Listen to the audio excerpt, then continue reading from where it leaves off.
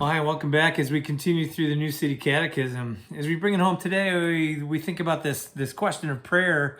There's about 3 or 4 questions here, and this is number 39.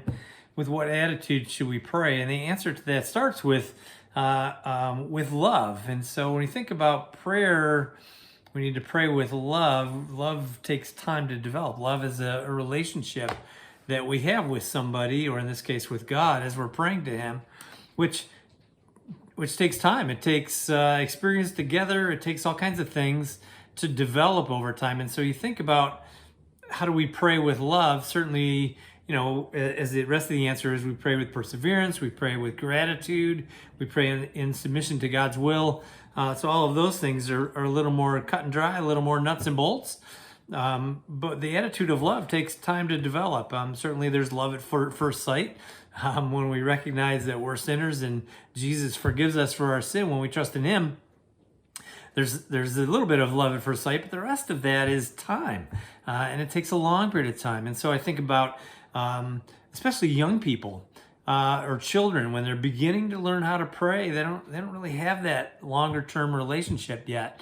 And so it takes time. And so some of that is going to be kind of nuts and bolts, just teaching them how to pray, teaching them to pray, that God does hear their prayer, but they're not going to recognize it for a period of time in their lives. And even as older people, we may or may not recognize God's working in the midst of those prayers as we develop that relationship with Him.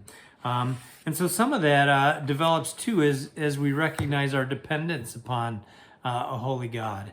And as we pray, just like we need air and water and food to remain healthy, prayer is somewhat similar to that. We're praying in a dependency upon who God is and His sovereign providential involvement in our lives today.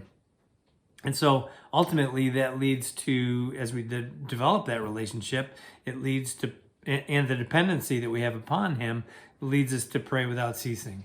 So that's not something we're going to do right off the bat. I mean, it's probably, earlier on, it's going to be a more intermittent thing, but as we develop that relationship, as we recognize our dependency more and more, it becomes more an ongoing conversation, communion, pray without ceasing as we bring it home in our relationship with God. Prayer is what does that. And so we look to Him ultimately for all things as we bring it home today.